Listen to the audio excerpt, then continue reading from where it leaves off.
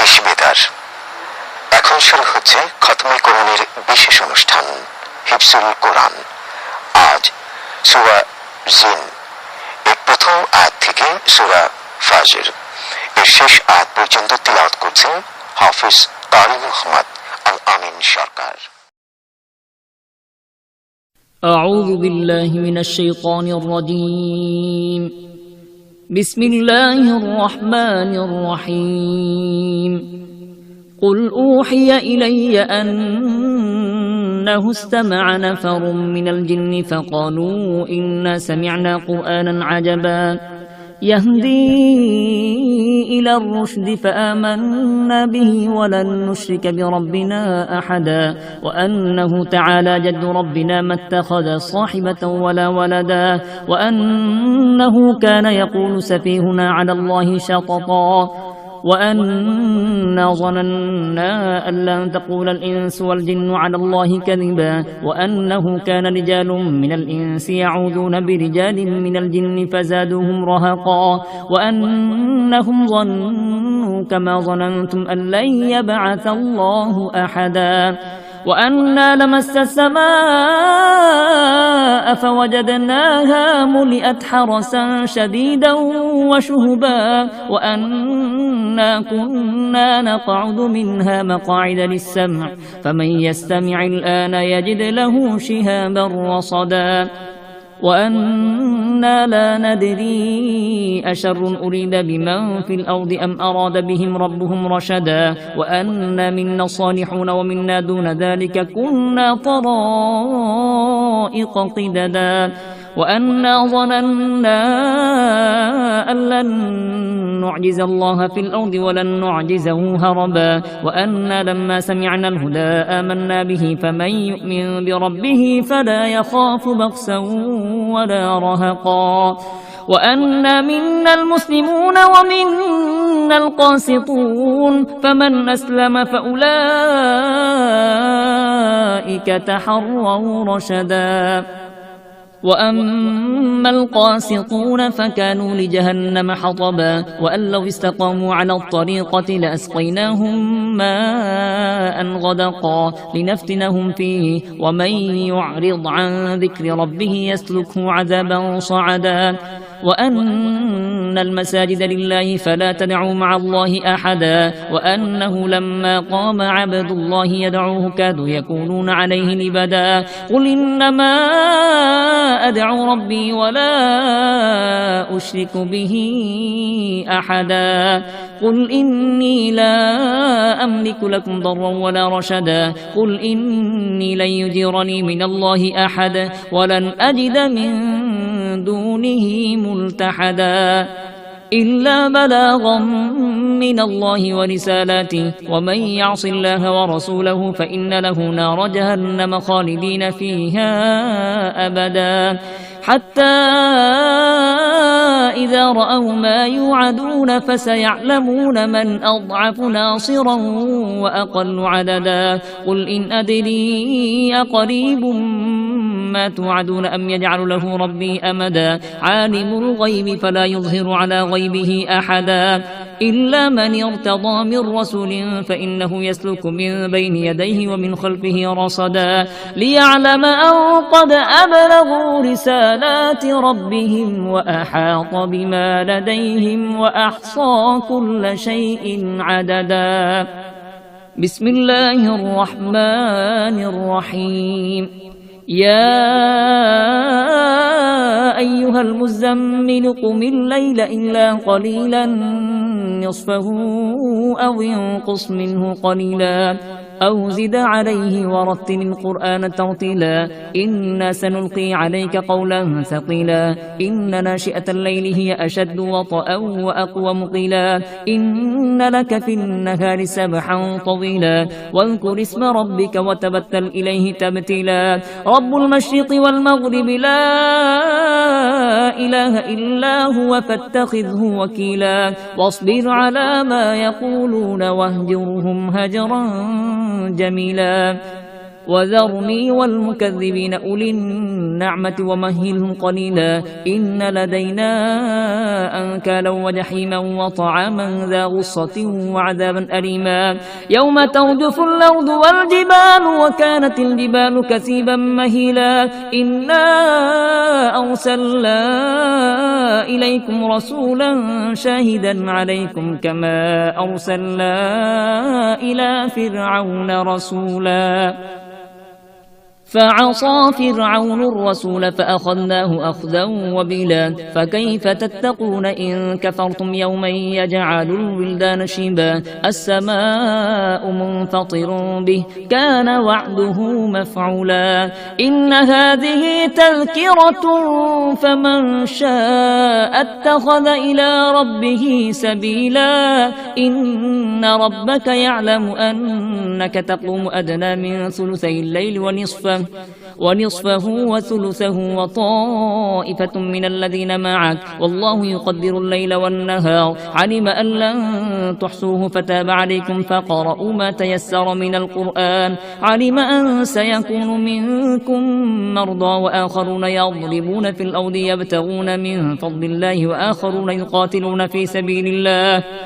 وآخرون يقاتلون في سبيل الله فاقرؤوا ما تيسر منه وأقيموا الصلاة وآتوا الزكاة وأقرضوا الله قرضا حسنا وما تقدموا لأنفسكم من خير تجدوه عند الله هو خيرا وأعظم أجرا واستغفروا الله إن الله غفور رحيم بسم الله الرحمن الرحيم يا أيها المدثر قم فأنذر وربك فكبر وثيابك فطهر والرجز فاهجر ولا تمنن تستكثر ولربك فاصبر فإذا نقر في الناقور فذلك يومئذ يوم عسير على الكافرين غير يسير ذرني ومن خلقت وحيدا وجعلت له مالا ممدودا وبنين شهودا ومهدت له تمهيدا ثم يطمع أن أزيد كلا إنه كان لآياتنا عنيدا سأرهقه صعودا إنه فكر وقدر فقتل كيف قدر ثم قتل كيف قدر ثم نظر ثم عبس وبسر ثم أدبر واستكبر فقال إن هذا إلا سحر يؤثر إن هذا إلا قول البشر سأصليه سقر وما أدراك ما سقر لا تبقي ولا تذر لواحة للبشر عليها 19 وما جعلنا أصحاب النار إلا ملائكة وما جعلنا عدتهم إلا فتنة للذين كفروا ليستيقن الذين أوتوا الكتاب ويزداد الذين آمنوا إيمانا ولا يرتاب الذين أوتوا الكتاب والمؤمنون وليقول الذين في قلوبهم مرض والكافرون ماذا أراد الله بهذا مثلا كذلك يضل الله من يشاء ويهدي من يشاء وما يعلم جنود ربك إلا هو وما هي إلا ذكرى للبشر كلا والقمر والليل إذ أدبر والصبح إذا أسفر إنها لإحدى الكبر نذير للبشر لمن شاء منكم أن يتقدم أو يتأخر كل نفس بما كسبت رهينة إلا أصحاب اليمين في جنات يتساءلون عن المجرمين ما سلككم في سقر قالوا لم نك من المصلين ولم نك نطعم المسكين وكنا نخوض مع الخائضين وكنا نكذب بيوم الدين حتى أتانا اليقين فما تنفعهم شفاعة الشافعين فما لهم عن التذكرة معرضين كأنهم حمر مستنفرة فرت من قسورة بل يريد كل امرئ منهم أن يؤتى صحفا منشرة كلا بل لا يخافون الآخرة كلا إنه تذكرة فمن شاء ذكره وما يذكرون إلا أن يشاء الله هو أهل التقوى وأهل المغفرة. بسم الله الرحمن الرحيم. لا أقسم بيوم القيامة ولا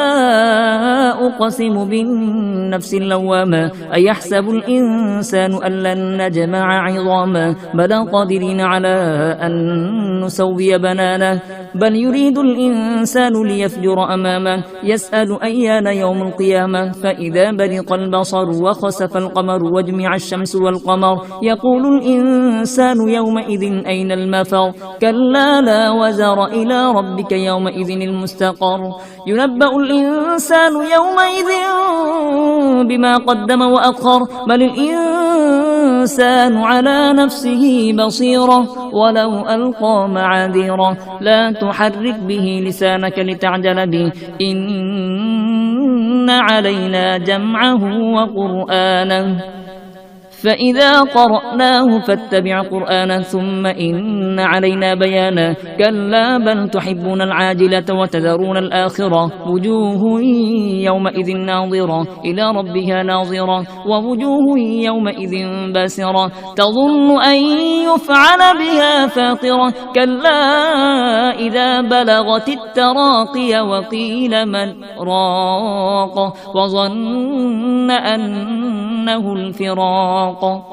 والتفت الساق بالساق إلى ربك يومئذ المساق فلا صدق ولا صلى ولكن كذب وتولى ثم ذهب إلى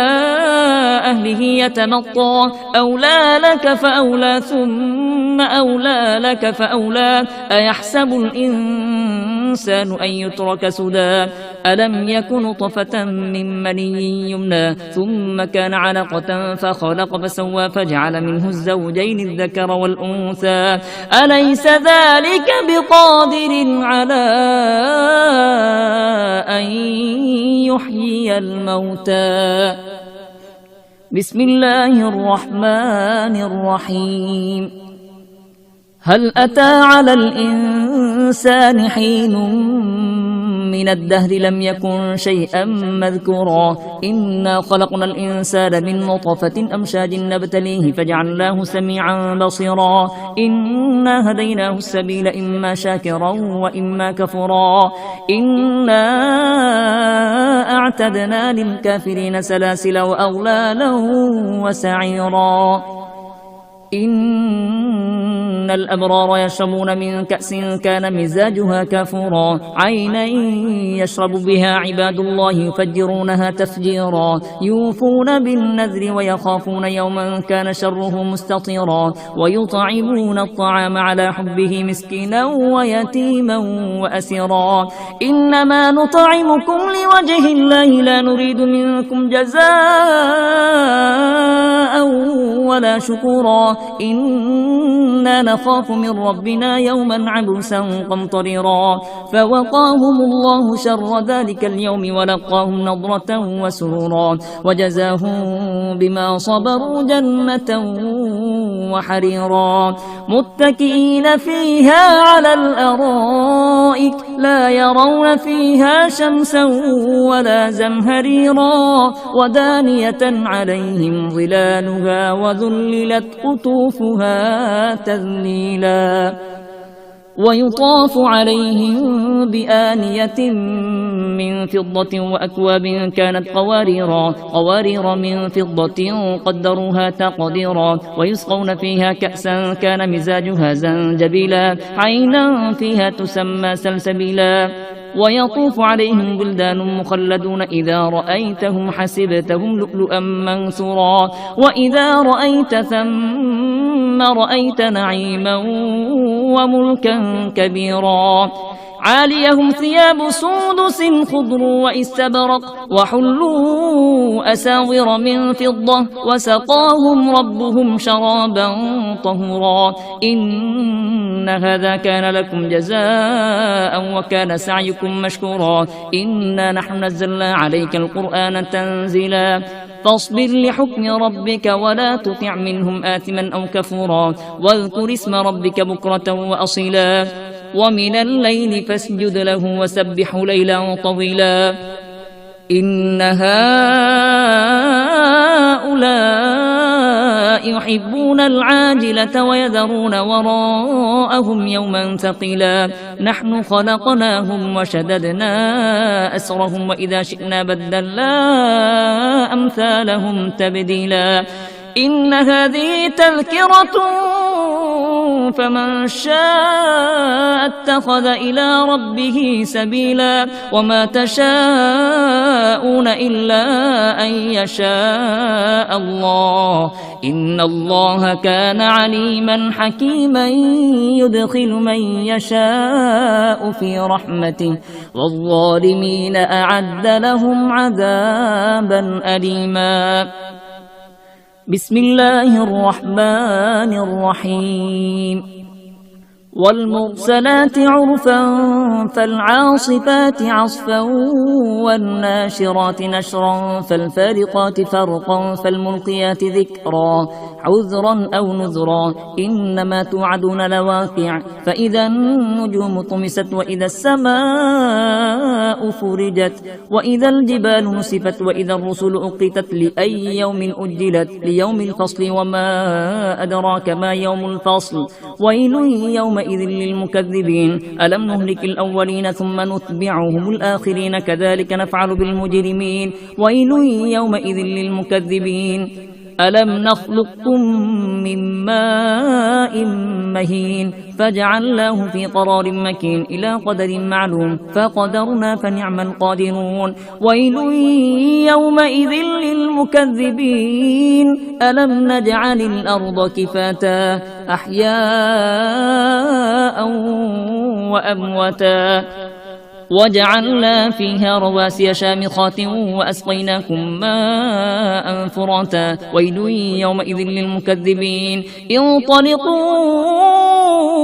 إلى ما كنتم به تكذبون انطلقوا إلى ظل ذي 3 شعب لا ظليل ولا يغني من اللهب إنها ترمي بشرر كالقصر كأنه جمالة صفر ويل يومئذ للمكذبين هذا يوم لا ينطقون ولا يؤذن لهم فيعتذرون ويل يومئذ للمكذبين هذا يوم الفصل جمعناكم والأولين فإن كان لكم كيد فكيدون ويل يومئذ للمكذبين إن المتقين في ظلال وعيون وفواكه مما يشتهون كلوا واشربوا هنيئا بما كنتم تعملون إنا كذلك نجزي المحسنين ويل يومئذ للمكذبين كلوا وتمتعوا قليلا إنكم مجرمون ويل يومئذ للمكذبين وإذا قيل لهم اركعوا لا يركعون ويل يومئذ للمكذبين فبأي حديث بعده يؤمنون بسم الله الرحمن الرحيم عم يتساءلون عن النبأ العظيم الذي هم فيه مختلفون كلا سيعلمون ثم كلا سيعلمون ألم نجعل الأرض مهادا والجبال أوتادا وخلقناكم أزواجا وجعلنا نومكم سباتا وجعلنا الليل لباسا وجعلنا النهار معاشا وبنينا فوقكم 7 شدادا وجعلنا سراجا وهاجا وأنزلنا من المعصرات ماء ثجاجا لنخرج به حبا ونباتا وجنات ألفافا إن يوم الفصل كان ميقاتا يوم ينفخ في الصور فتأتون أفواجا وفتحت السماء فكانت أبوابا وسيرت الجبال فكانت سرابا إن جهنم كانت مرصادا للطاغين مآبا لابثين فيها أحقابا لا يذوقون فيها بردا ولا شرابا إلا حميما وغساقا جزاء وفاقا إنهم كانوا لا يرجون حسابا وكذبوا بآياتنا كذابا وكل شيء أحصيناه كتابا فذوقوا فلن نزيدكم إلا عذابا إن للمتقين مفازا حدائق وأعنابا وكواعب أترابا وكأسا دهاقا لا يسمعون فيها لغوا ولا كذابا جزاء من ربك عطاء حسابا رب السماوات والأرض وما بينهما الرحمن لا يملكون منه خطابا يوم يقوم الروح والملائكة صفا لا يتكلمون إلا من أذن له الرحمن وقال صوابا ذلك اليوم الحق فمن شاء اتخذ إلى ربه مآبا إنا أنذرناكم عذابا قريبا يوم ينظر المرء ما قدمت يداه ويقول الكافر يا ليتني كنت ترابا بسم الله الرحمن الرحيم والنازعات غرقا والناشطات نشطا والسابحات سبحا فالسابقات سبقا فالمدبرات أمرا يوم ترجف الرادفة تتبعها الرادفة قلوب يومئذ واجفة أبصارها خاشعة يقولون أئنا لمردودون في الحافرة أئذا كنا عظاما ناخرة قالوا تلك إذا كرة خاسرة فإنما هي زجرة واحدة فإذا هم بالساهرة هل أتاك حديث موسى إذ ناداه ربه بالواد المقدس طوى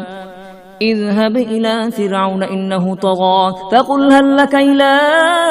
أن تزكى وأهديك إلى ربك فتخشى فأراه الآية الكبرى فكذب وعصى ثم أدبر يسعى فحشر فنادى فقال أنا ربكم الأعلى فأخذه الله نكال الآخرة والأولى إن في ذلك لعبرة لمن يخشى أأنتم أشد خلقا من السماء بناها رفع سمكها فسواها وأغطش ليلها وأخرج دحاها والأرض بعد ذلك دحاها أخرج منها ماءها ومرعاها والجبال أرساها متاعا لكم ولأنعامكم فإذا جاءت الطامة الكبرى يوم يتذكر الإنسان ما سعى وبرزت الجحيم لمن يرى فأما من طغى وآثر الحياة الدنيا فإن الجحيم هي المأوى وأما من خاف مقام ربه ونهى النفس عن الهوى فإن الجنة هي المأوى يسألونك عن الساعة أيان مرساها فيما أنت من ذكرها إلى ربك منتهاها إنما أنت منذر من يخشاها كأنهم يوم يرونها لم يلبثوا إلا عشية أو ضحاها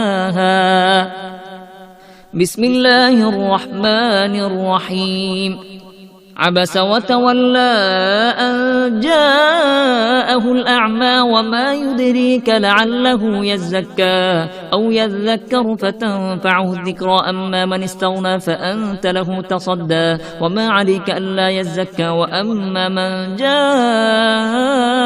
يسعى وهو يخشى فأنت عنه تلهى كلا إنها تذكرة فمن شاء ذكره في صحف مكرمة مرفوعة مطهرة بأيدي سفرة كرام بررة قتل الإنسان ما أكفره من أي شيء شيء خلقه من نطفة خلقه فقدره ثم السبيل يسره ثم أماته فأقبره ثم إذا شاء أنشره كلا لما يقض ما أمره فلينظر الإنسان إلى طعامه أنا صببنا الماء صبا ثم شققنا الأرض شقا فأنبتنا فيها حبا وعنبا وقضبا وزيتونا ونخلا وحدائق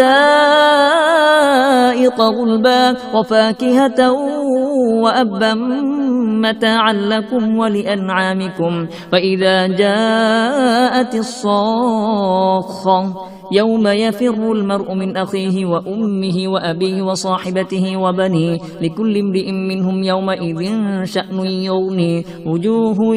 يومئذ مسفرة ضاحكة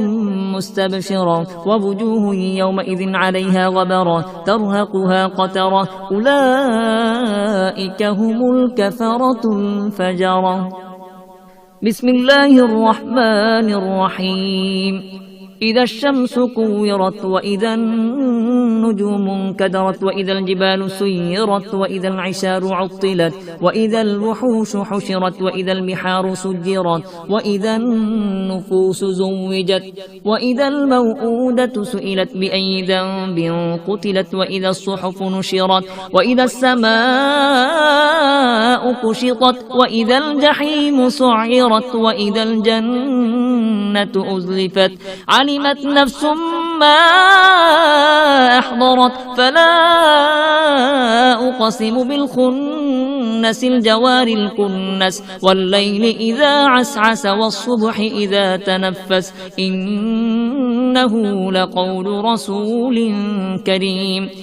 ذي قوة عند ذي العرش مكين مطاع ثم أمين وما صاحبكم بمجنون ولقد رآه بالأفق المبين وما هو على الغيب بضنين وما هو بقول شيطان رجيم فأين تذهبون إن هو إلا ذكر للعالمين لمن شاء منكم أن يستقيم وما تشاءون إلا أن يشاء الله رب العالمين. بسم الله الرحمن الرحيم. إذا السماء انفطرت وإذا الكواكب انتثرت وإذا البحار فجرت وإذا القبور بعثرت علمت نفس ما قدمت وأخرت يا أيها الإنسان ما غرك بربك الكريم الذي خلقك فسواك فعدلك في أي صورة ما شاء ركبك كلا بل تكذبون بالدين وإن عليكم لحافظين كراما كاتبين يعلمون ما تفعلون إن الأبرار لفي نعيم وإن الفجار لفي جحيم يصلونها يوم الدين وما هم عنها بغائبين وما أدراك ما يوم الدين ثم ما أدراك ما يوم الدين يوم لا تملك نفس لنفس شيئا والأمر يومئذ لله. بسم الله الرحمن الرحيم. ويل للمطففين الذين إذا اكتالوا على الناس يستوفون وإذا كالوهم أو وزنوهم يخسرون ألا يظن أولئك أنهم مبعوثون ليوم عظيم يوم يقوم الناس لرب العالمين كلا إن كتاب الفجار لفي سجين وما أدراك ما سجين كتاب مرقوم ويل يومئذ للمكذبين. بسم الله الرحمن الرحيم. ويل للمطففين الذين إذا اكتالوا على الناس يستوفون وإذا كالوهم أو وزنوهم يخسرون ألا يظن أولئك أنهم مبعوثون ليوم عظيم يوم يقوم الناس لرب العالمين كلا إن كتاب الفجار لفي سجين وما أدراك ما سجين كتاب مرقوم ويل يومئذ للمكذبين. الذين يكذبون بيوم الدين وما يكذب به إلا كل معتد أثيم إذا تتلى عليه آياتنا قال أساطير الأولين كلا بل ران على قلوبهم ما كانوا يكسبون كلا إنهم عن ربهم يومئذ لمحجوبون ثم إنهم لصالوا الجحيم ثم يقال هذا الذي كنتم به تكذبون كلا إن كتاب الأبرار لفي عليين وما أدراك ما عليون كتاب مرقوم يشهده المقربون إن الأبرار لفي نعيم على الأرائك ينظرون تعرف في وجوههم نضرة النعيم يسقون من رحيق مختوم ختامه مسك وفي ذلك فليتنافس المتنافسون ومزاجه من تسنيم عينا يشرب بها المقربون إن الذين أجرموا كانوا من الذين آمنوا يضحكون وإذا مروا بهم يتغامزون وإذا انقلبوا إلى أهلهم انقلبوا فكهين وإذا رأوهم قالوا إن هؤلاء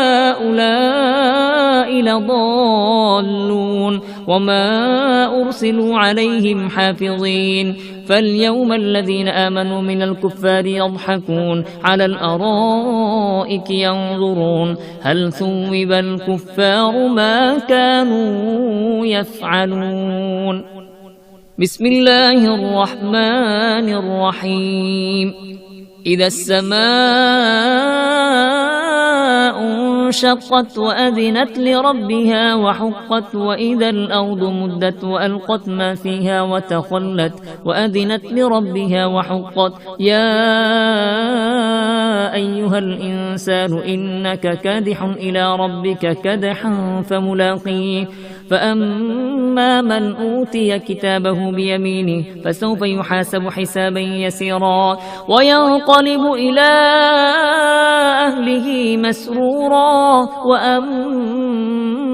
من أوتي كتابه وراء ظهره فسوف يدعو ثبورا ويصلى سعيرا إنه كان في أهله مسرورا إنه ظن أن لن يحور بلى إن ربه كان به بصيرا فلا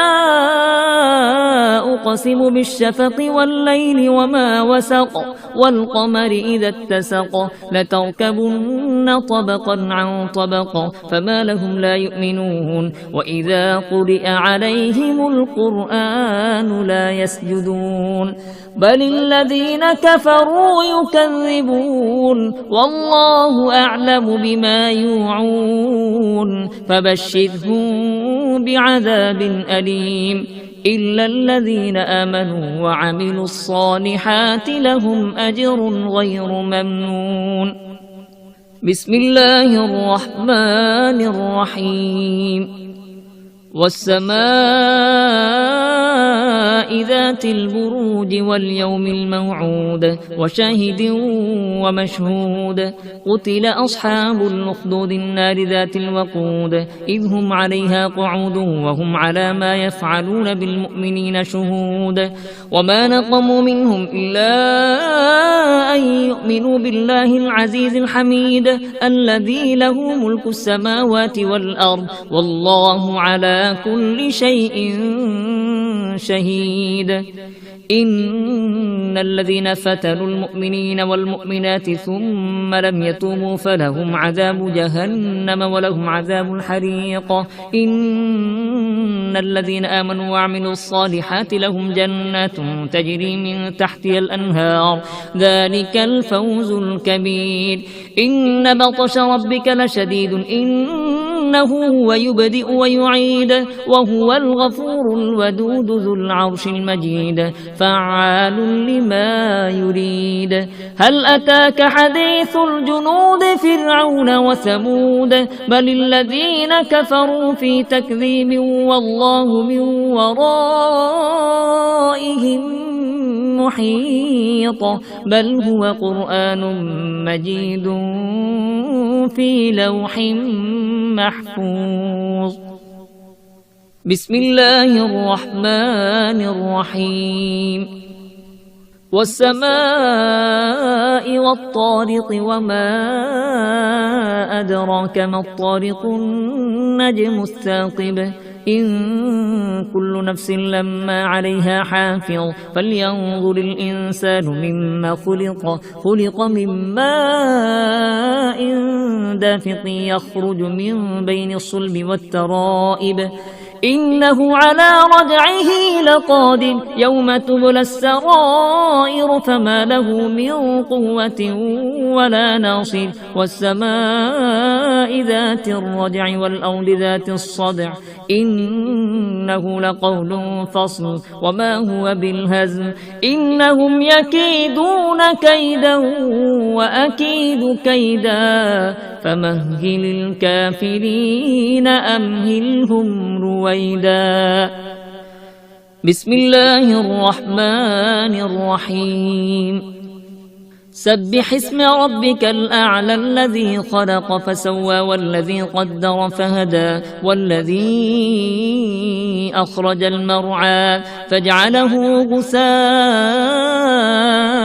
نحوا سنقرئك فلا تنسى إلا ما شاء الله إنه يعلم الجهر وما يخفى ونيسرك لليسرى فذكر إن نفعت الذكرى سيذكر من يخشى ويتجنبها الأشقى الذي يصلى النار الكبرى ثم لا يموت فيها ولا يحيا قد أفلح من تزكى وذكر اسم ربه فصلى بل تؤثرون الحياة الدنيا والآخرة خير وأبقى إن هذا لفي الصحف الأولى صحف إبراهيم وموسى. بسم الله الرحمن الرحيم. هل أتاك حديث الغاشية وجوه يومئذ خاشعة عاملة ناصبة تصلى نارا حامية تسقى من عين آنية ليس لهم طعام إلا من ضريع لا يسمن ولا يغني من جوع وجوه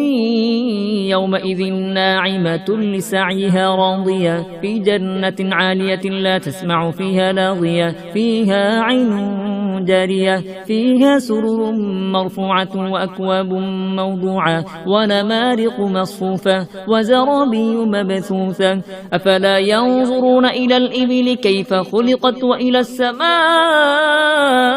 كيف رفعت وإلى الجبال كيف نصبت وإلى الأرض كيف سطحت فذكر إنما أنت مذكر لست عليهم بمسيطر إلا من تولى وكفر فيعذبه الله العذاب الأكبر إن إلينا إيابهم ثم إن علينا حسابهم. بسم الله الرحمن الرحيم. والفجر وليال عشر والشفع والوتر والليل إذا يسر هل في ذلك قسم لذي حجر ألم تر كيف فعل ربك بعاد إرم ذات العماد التي لم يخلق مثلها في البلاد وثمود الذين جابوا الصخر بالواد وفرعون ذي الأوتاد الذين طغوا في البلاد فأكثروا فيها الفساد فصب عليهم ربك سوط عذاب إن ربك لبالمرصاد فأما الإنسان إذا ما ابتلاه ربه فأكرمه ونعمه فيقول ربي أكرمن وأما إذا ما ابتلاه فقدر عليه رزقه فيقول ربي أهانن كلا بل لا تكرمون اليتيم ولا تحاضون على طعام المسكين وتأكلون التراث أكلا لما وتحبون المال حبا جما كلا إذا دكت الأرض دكا دكا وجاء ربك والملك صفا صفا وجيء يومئذ بجهنم يومئذ يتذكر الإنسان وأنى له الذكرى يقول يا ليتني قدمت لحياتي فيومئذ لا يعذب عذابه أحد ولا يوثق وثاقه أحد يا أيتها النفس المطمئنة ارجعي إلى ربك راضية مرضية فادخلي في عبادي وادخلي جنتي صدق الله العظيم এতক্ষণ শুনলেন খতমে কোরআনের বিশেষ অনুষ্ঠান হিফজুল কোরআন। আজ সূরা জিন এর প্রথম আয়াত থেকে সূরা ফাজর এর শেষ আয়াত পর্যন্ত তিলাওয়াত করলেন হাফেজ কারি মোহাম্মদ আল আমিন সরকার। সম্মানিত শ্রোতা, আজকের তিলাওয়াতের মধ্যে একটি সেজদার আয়াত ছিল, অনুগ্রহ করে সেজদা